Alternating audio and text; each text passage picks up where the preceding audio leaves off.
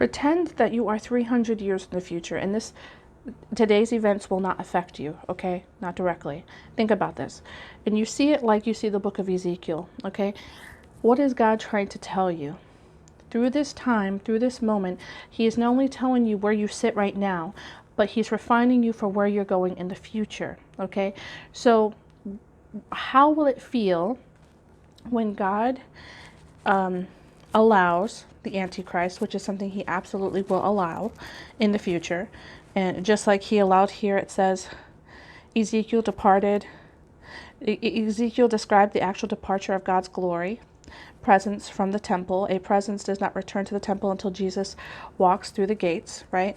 Now, if you take the timelines and you do this with pinpoints, with the nature and way of God, you know, because the Bible gives you the formula. The Holy Spirit speaks through the language of the Bible, right? So the Bible gives you the formula of how God moves, right? So, for example, Ezekiel declares the future presence.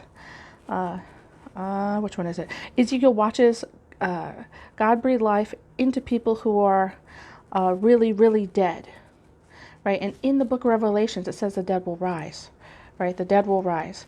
Now, some people say this means the Holy Spirit, but then it says right here, Ezekiel declares the future of God's presence will be enjoyed in a fantastic way.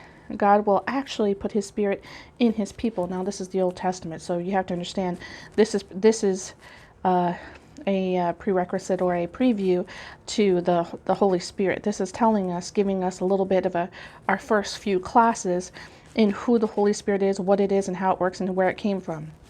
So it's declaring and witnessing the truth of the Holy Spirit to come. So, and then you have, okay, we're looking right now, you're sitting in, let's say, a boat, and there's a storm, right?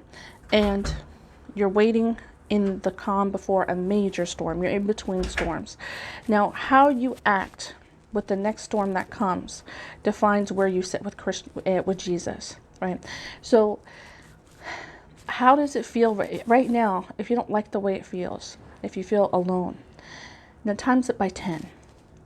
Because God is saying that there is going to be a time when your eyes will tell you one thing. Think of the Antichrist. Think of the prophet that the Antichrist that will come and proclaim it's true, that the Antichrist is true. This prophet will come along and do miraculous wonders, miraculous things, and people will say, who is like the beast? Who can beat the beast? You know, they're going to look upon this and they're going to think it's unbeatable. And your eyes will convince you. You cannot beat this beast. You cannot.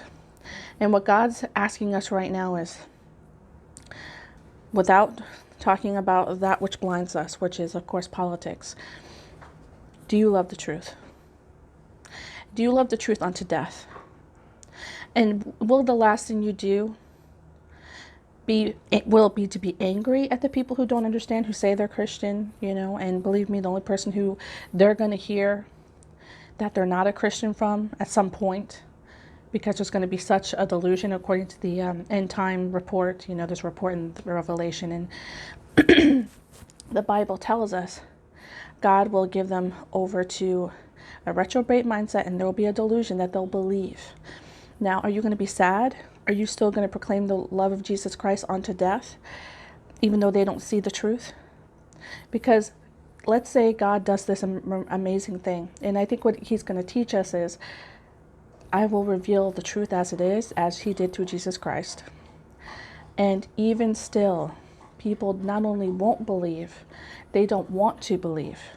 They can, if they really wanted to, they could, but they don't want to.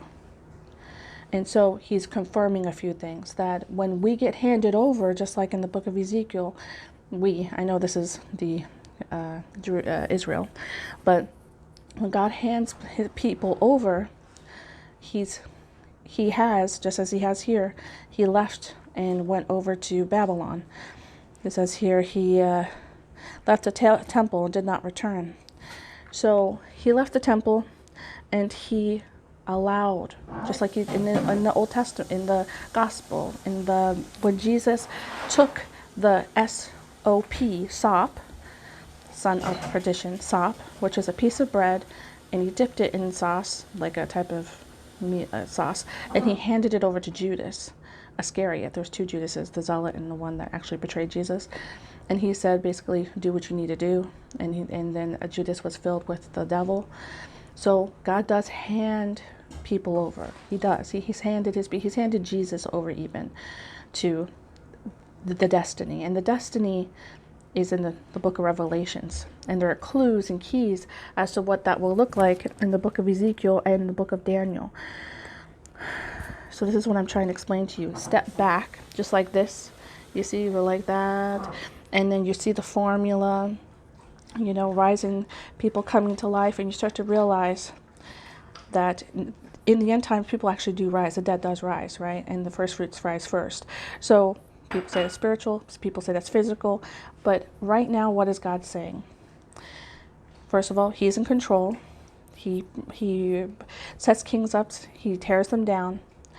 And not only is he in control, but even when he does finally hand us over to what the destiny says in Revelations, it's under his control. So when we feel like things aren't going our way, where's God? Where's God? He's saying he's in control. This is his confirmation that he is in control. He's showing us that this can only go so far, because as long as people don't love the truth, as long as their hearts become hardened, he'll expose the darkness and they still won't love the truth. As a matter of fact, it will harden their hearts and blind them further.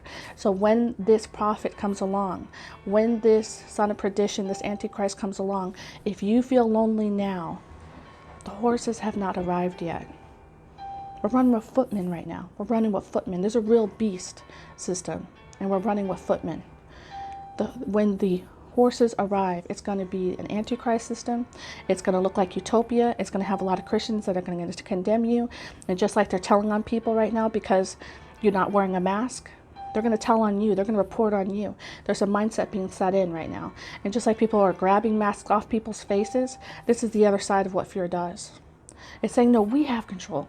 We can control this. No, dude. You're going to have to just let go and let flow. You're going to have to let this go down and allow people who don't love the truth to continue to harden. And when they harden to a place where they finally turn you in and don't like you anymore, when this Antichrist thing happens, instead of being angry, you're going to have to be sad, because it's going to have to be Jesus who says, I never knew you. Okay, so this is Linda of Christ is King Forever.